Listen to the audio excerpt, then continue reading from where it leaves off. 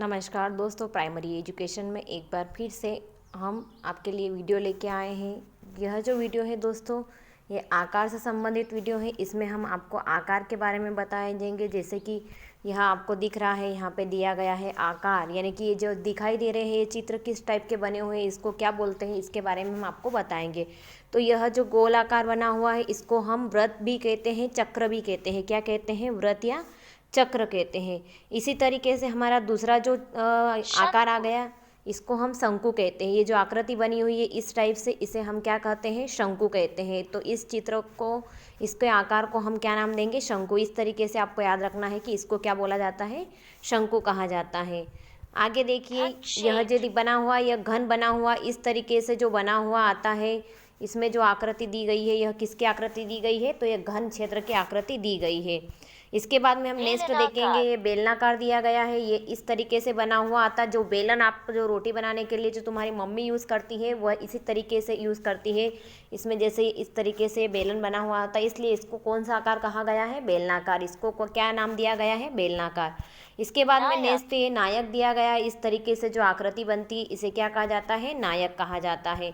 इस टाइप से जो दिल जैसा बना हुआ इसको हृदय आकार कहते हैं, यानी कि हृदय जैसा दिखता है, इसलिए इसे क्या कहा जाता है? हृदय आकार। इसी तरीके से आगे हम देखेंगे, ये षटकोण दिया गया है। षटकोण यानी कि जिसमें 60 कोण होते हैं। जैसे यह 1, 2, 3, 4, 5 और 6 रेखाएं दी गई है, इसलिए इसको षटकोण यानी कि षटकोण कहा गया है। अष्टकोण यानी कि जिसमें 8 है। कैसे? 1, 2, 3, 4, 5, 6, 7 और ये 8 कोण दिए गए, इसलिए इसको अष्टकोण कहा जाता है। यह अंडाकार, अंडे जैसी आकृति दिखती है, इसलिए इसको क्या कहा जाता है? अंडाकार कहा जाता है। इसी तरीके से ये आता है पंचकोण। पंचकोण जिसमें कि 5 कोण होते हैं, जैसे 1, 2, 3, 4 और ये 5, तो इसलिए इसे क्या कहा जाता है? पंचकोण। यह दिया गया है, इसको क्या कहते हैं? सूचाकार। ये किसके जैसी आकृति है इसकी? जैसे वो आपने देखा है हीरे जैसी आकृति इसकी दी गई, इसलिए इसको सूचाकार कहा जाता है। यह इसमें क्या है? ये 2 भुजाएं बरोबर है और ये 2 भुजा बरोबर है, जिसमें 2 भुजाएं समान होती है और 2 भुजाएं दूसरी जो समान होती है, इसलिए इसको क्या कहते हैं? आयताकार कहते हैं। और जिसमें चारों भुजाएं एक समान हो उसे वर्गाकार कहा जाता है। तो ये क्या है? आयताकार है। ये विषम कोण है, इसमें क्या है? सभी कोण क्या है? अलग अलग है, इसलिए इसे क्या कहा जाएंगे? विषम कोण। यह जो है वर्गाकार है, इसमें क्या है? चारों वर्ग एक समान है, इसलिए इसको क्या कहा जाता है? वर्गाकार। नेक्स्ट ये दिया गया है तारा। इसकी आकृति किसके समान दी गई है? तारे के जैसे दी गई है, इसलिए इसको तारा कहा जाता है।